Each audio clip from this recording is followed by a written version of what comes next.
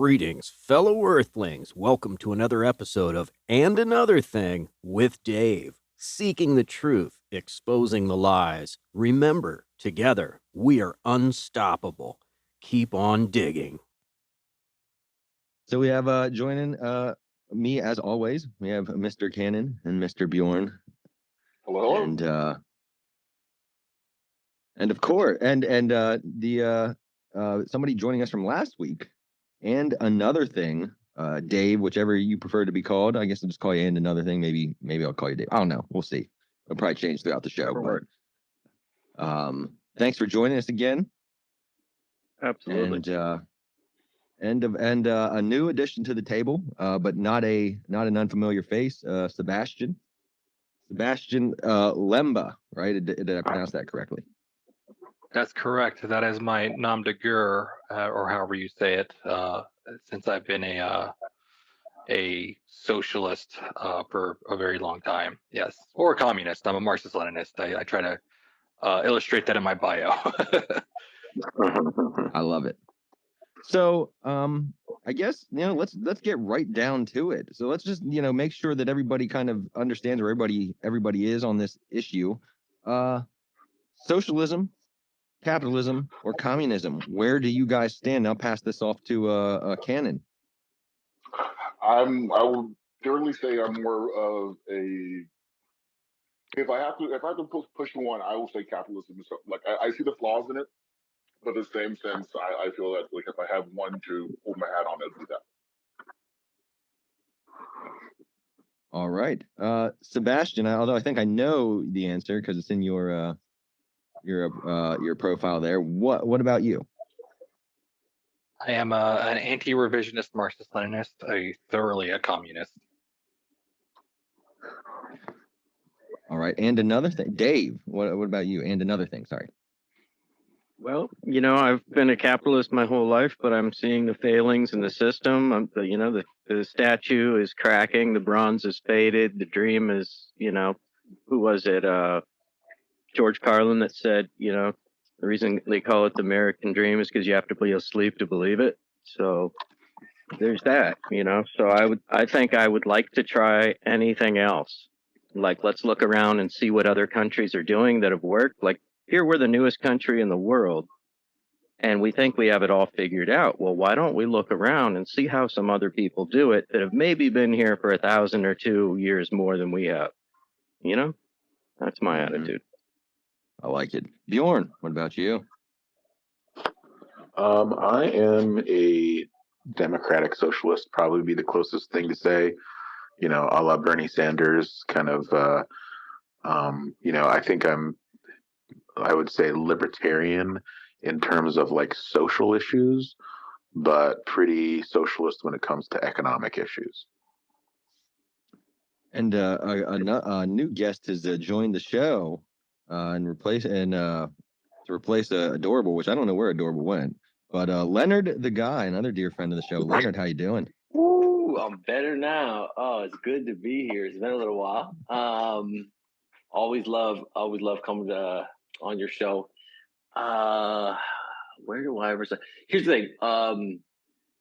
Do I need to pick one side or the other? Because or can I? Just a general stance. Like, where do you stand on the issue? What would you say you are? Like, where would you lean more towards? Capitalism, communism, or socialism? Capitalism or something else. Yeah, capitalism with a socialist oversight. So when it comes to like utility, infrastructure, education, those type of situations. But yeah, that's without getting to it, too in depth and long winded. That's what I'll state. So capitalism with a touch of socialism, with a little spice. America. Well, America is a little light on their socialism. You know what I mean? Yeah. And like more like Canada, but even a little bit more in the sense of like socialism because America, yeah, you're right. America is socialist in the sense that they subsidize corn, high fructose corn, and your fuel, other things like that. But you have unchecked capitalism. But anyway, I digress. Mm-hmm. That's where I stand. Yeah, I believe the term is like so like a lot of people like think that America is very it's capitalist, but like the reality is I think it is a mixed economy, like in terms of like economic structure, it is a mixed economy. But Sebastian, you last time we spoke about this, you had a hot take on this in terms of like welfare and stuff like that and what we would consider socialist programs. You want to kind of elaborate on that a bit? Oh yeah, yeah, If you yeah. remember. Okay, I know exactly what you're talking. Yeah, I do remember. I think our social programs, and this is all encompassing, right? Not just welfare, but also the police, the military, the functions of like fire rescue and stuff like that. All these things are not socialist programs, even though they're typically classified as that.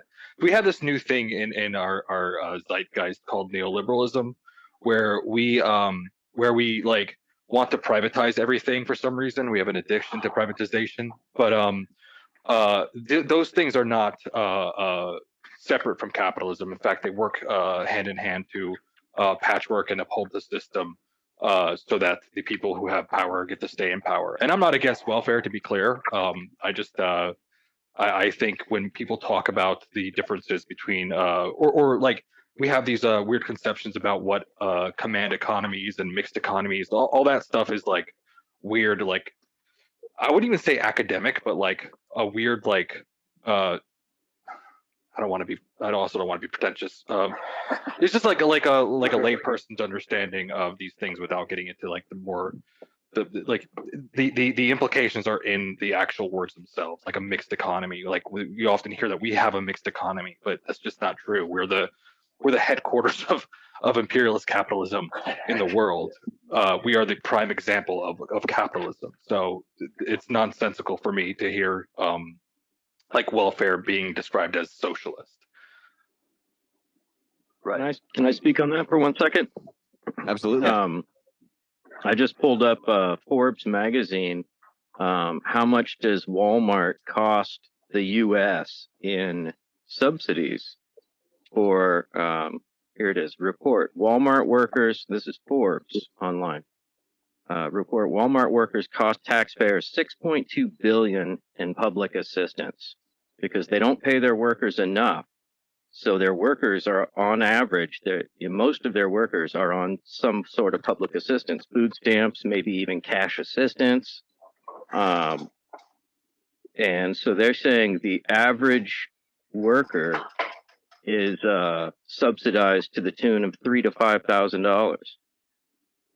That we're subsidizing that, and then tax $3,000 to $5,815, and then they still go ahead and get their tax refund. That should be taken out of their taxes or added on to the taxes, but it should be, fed right back into Walmart's trough. I'm sorry, no, this is your receipt. So we look at welfare programs, and we think of those as social welfare programs, right?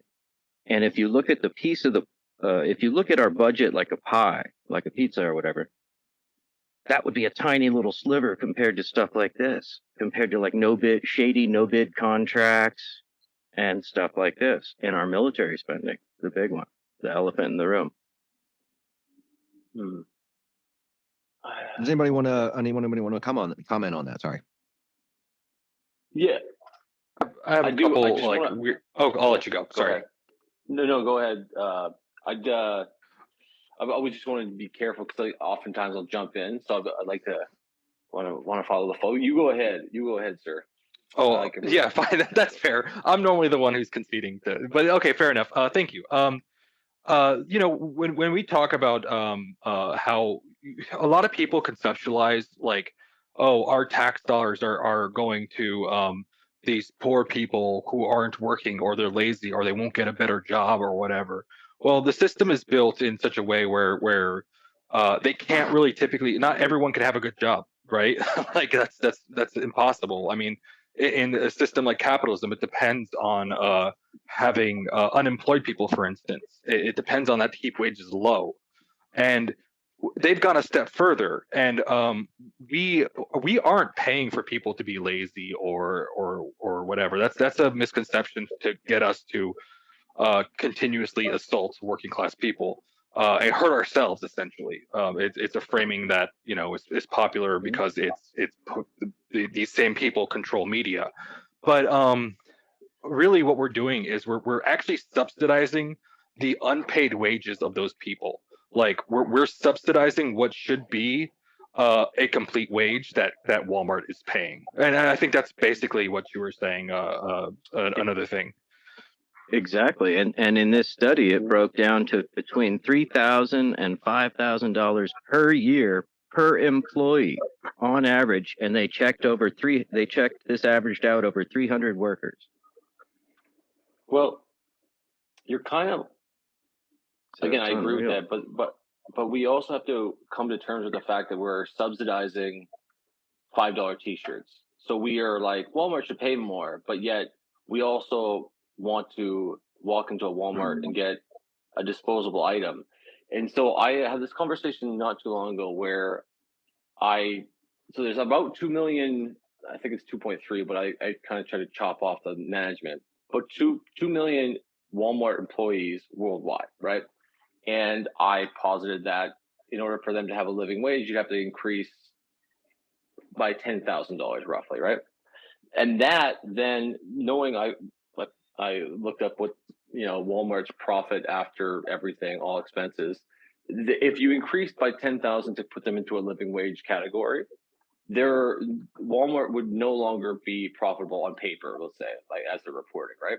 So we're also subsidizing this obsession with like disposable products, like items like $5 t-shirt.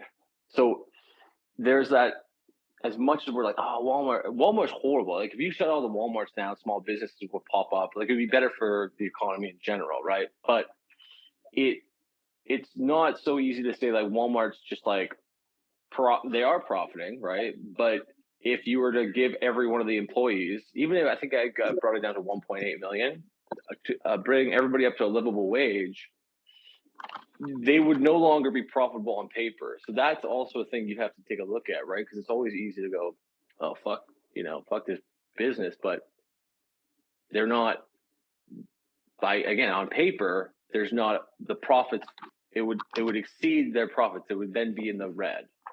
If Right, which is exactly why I'm a communist and I don't advocate for the capitalist system, because when you measure these things in terms of profit instead of the advancement of human beings and human society, then you're stuck with a number that is the rules are set by capitalists to continue to benefit themselves. So I see what you're saying. I mean, yes, in a capitalist system, of course, but that's why I'm an advocate for.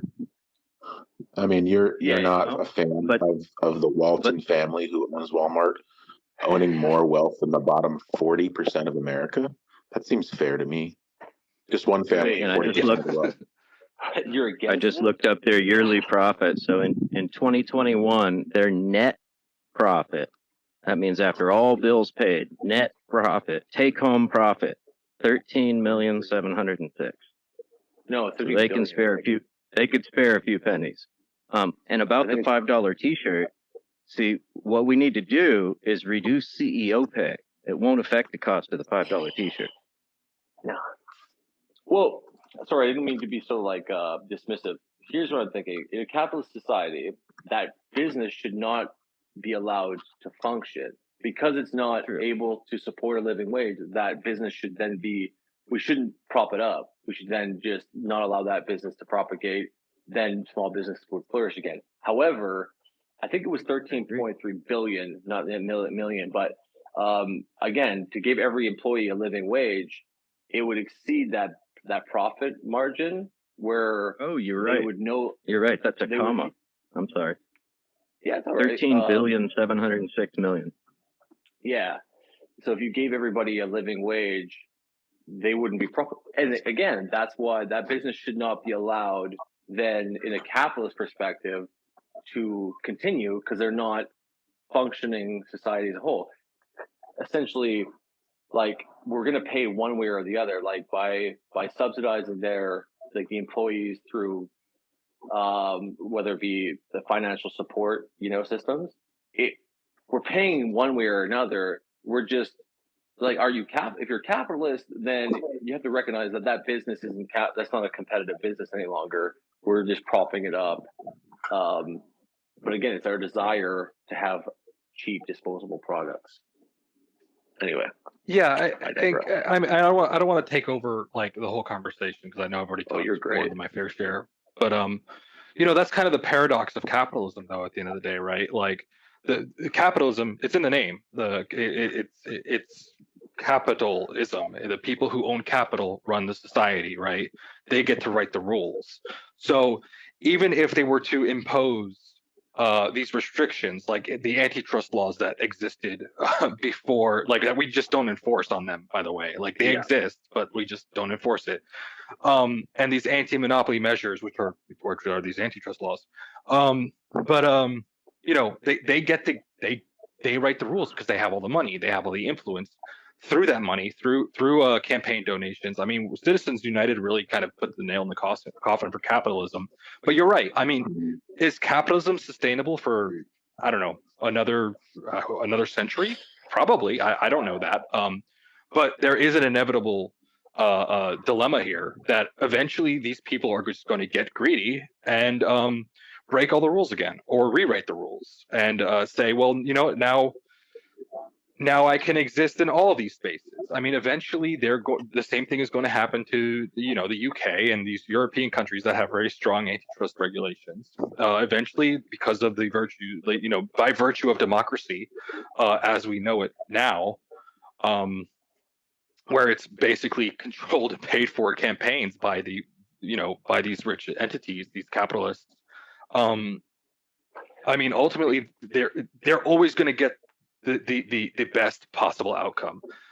Democracy, as we know it, is merely a conversation between us, the working class, and them, the ruling class, and we are basically begging them for these concessions, but they very rarely make these concessions.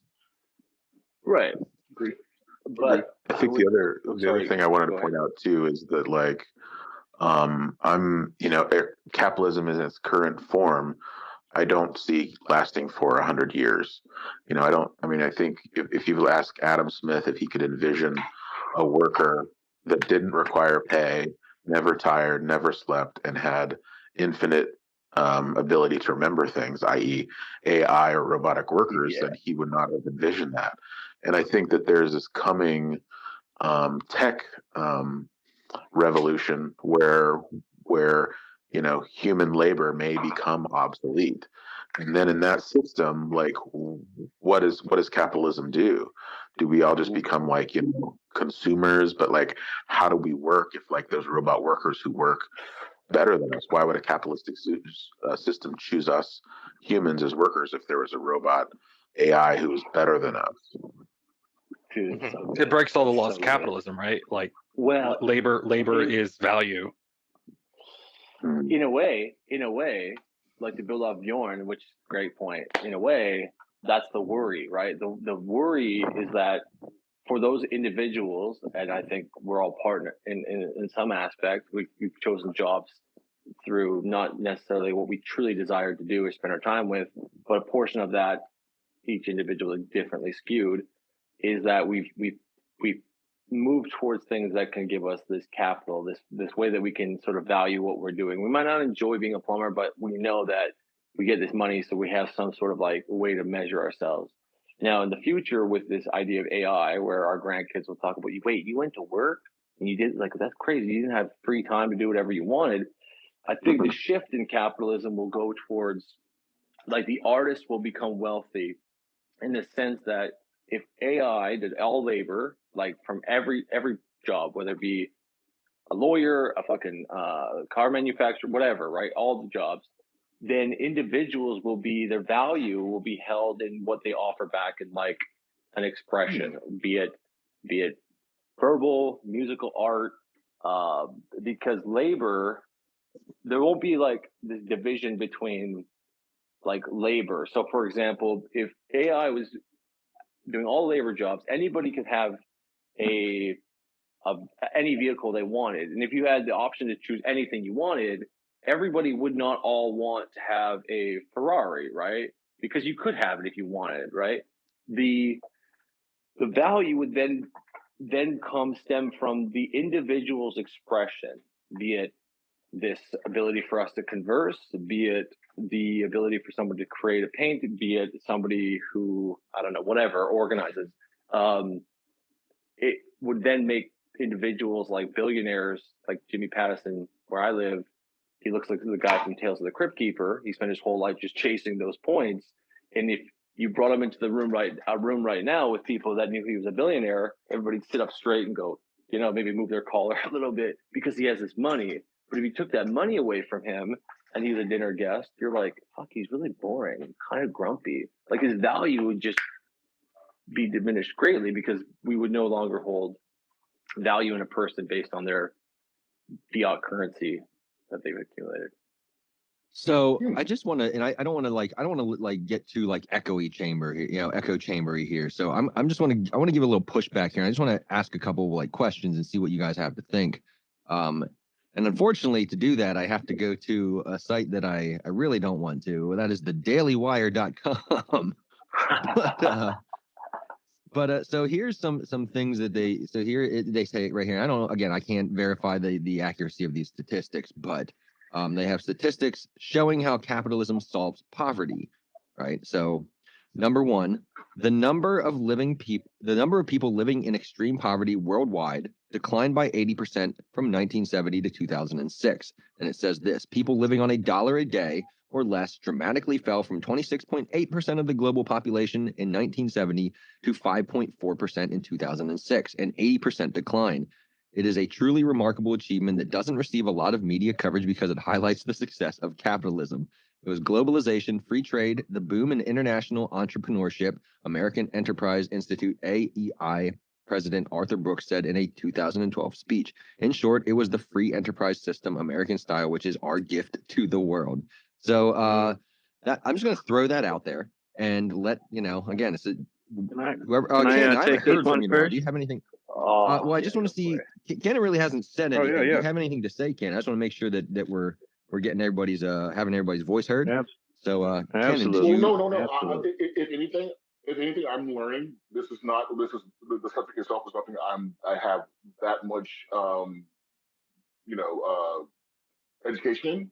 So the conversation itself, I'm learning. So don't take my silence for not not paying attention to what's going on. Yeah, I'm taking it all in. You know what I mean? Just hearing the the rebuttals and whatnot and enjoying it. So yeah.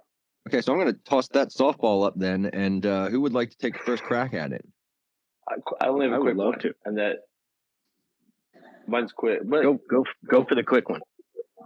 Okay, my quick one is just that it's Daily Wire. So I bet you they're just not taking into account inflation. Like the $1 a day per person is probably $5, yep. But it's because that's my point. That was going to be my response as well. So thanks. All right. Yeah, and I just kind of wanted to take it a little step further than that, right? China has emerged out of nowhere, right? So yes, they've adopted capitalism, but that article kind of made it we're taking credit for them exceeding and excelling beyond our economy. So that's a disconnect right there. But, maybe in some places capitalism is, really, really helping the world and everything. But we got an article right here, and it is from endhomelessness.org.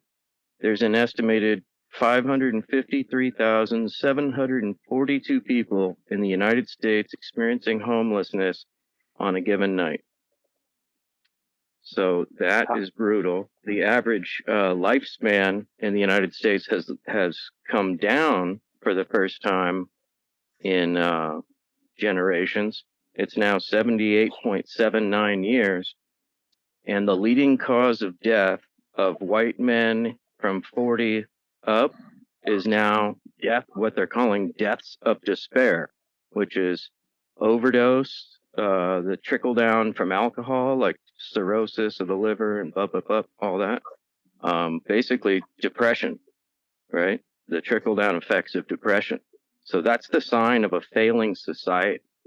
So if we're the beacon of capitalism, then, don't look over here, but let's talk about how the world's doing, how the world has improved, right? Like, but don't look over here where we're supposed to be like, look at Detroit. That used to be the gleaming beacon of capitalism worldwide. And now it's a third world country within our borders. It's unbelievable. Yeah, you guys are basically doing my job for me, I have to say. It was funny because since I was 15 or so, up until really a couple years ago, I used to have like a modicum of celebrity on the left internet spaces, and I've been becoming increasingly more relevant because these are no longer like my talking points. They're highly adopted. I mean, just through like reason, right? Like just through just absolute just like mathematics and logic, we've all kind of came to our own conclusions that these things are, although a lot of times, like for instance, what the Daily Wire is doing over there is not making an argument.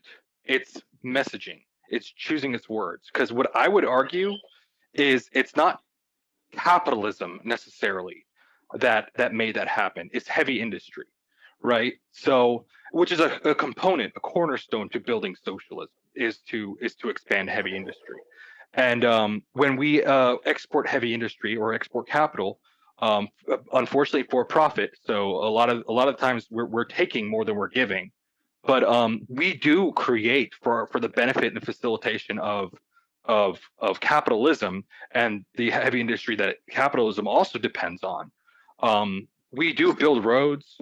We make it easier for workers to get to work one way or another. We accommodate them to some degree and advance their immediate surroundings, but with the caveat that they're never going to be really. I mean, especially when we're talking about super exploited countries like Haiti, who make $2 a day making Levi jeans. Yeah, sure, capitalism probably has improved their lives to some degree in the immediate, but in the long term, it's literally torn their country apart. Well, like Talk was saying, Hogan, like I don't, because we're like, to kind of move away from like because I like we all agree kind of thing, but I am capitalist. Like when I was younger, I was very much an activist and like Occupy movement speaker. Like I was like communism, right? Communism or socialism is purity, is the the most equitable form of government, right? And this is how my growth occurred, where I came to kind of move back towards capitalism with like socialist oversight. And I say socialism like government oversight. Communism for me, it's problematic, and this has pure communism, is that there's always individuals who want to shine a little brighter, right? And when you have a unified body of individuals, then it's really easy for one person, because that desire is in everyone, right? People will go, okay, now that we got everybody pointing in the same direction, some bully type will always go boop, and they'll pop up, and then they have everybody there. And eventually individuals will like it tends not to function like as I used to think it to be, where there'll be an equitable sort of distribution of ability for an individual to curate their surrounding, right? Whereas capitalism, how I moved back towards it, it was like a way that you could kind of sort of level the playing field, or sort of like take some of the wind out of the individual's sails. Like if you have bully types, they have to be, and again, it's skewed currently, the capitalist system, right? It's unchecked, but it has this way of like balancing the playing field. Like, sure, if you want to make as much money as you want, people need to accept you. It's like you have to be adopted by the individuals in your community. Now with inheritance and wealth, generational wealth, obviously this is all skewed. But if capitalism had and I say this in the way that capitalism would flourish more as a selling point, if you had government or a outside body regulating or overseeing certain things, like there's certain things that should not be for profit. So resources, education, infrastructure, healthcare, healthcare should not be for profit. There's no benefit to the society as a whole or capitalism at all. And capitalism, like profits, if you want to call them that, or competition, will flourish. And I always go back to this one example, and this will be my final little piece here, is that if you know what fracking is, fracking, I used to work in oil and gas, fracking is a process where you push basically acid or water underground to clear out sort of channels so the gas or whatever gas sort of deposit can flow better. But if the company isn't like skilled, or they don't have the technology to do it appropriately, you have blowouts underground. So if you don't have oversight, you have a capitalist environment where these companies can just keep fracking, and they'll frack to the point where they've polluted all the water tables, so that they've now worked themselves out of the ability to actually continually frack, because now there's no water for their employees to drink, so they could no longer continue to frack, right? So you have this sort of celebration currently where capitalism is just going on wildly. The free market, let anybody do whatever they want. But if you take a step back for a moment, you go, okay, well, there's certain things that shouldn't be for profit. And if we do push back, put a little pressure so that the society as a whole will flourish as well, they won't frack themselves out of their own ability to grow. You know what I mean? Like that pushback, a little bit of socialism or government oversight will allow capitalism to evolve, right? Where, yeah. Thank you for tuning in to another episode of And Another Thing with Dave. If you're digging what I'm doing, picking up what I'm throwing down, please do share with friends and on social media. Until next time, keep on digging for the truth.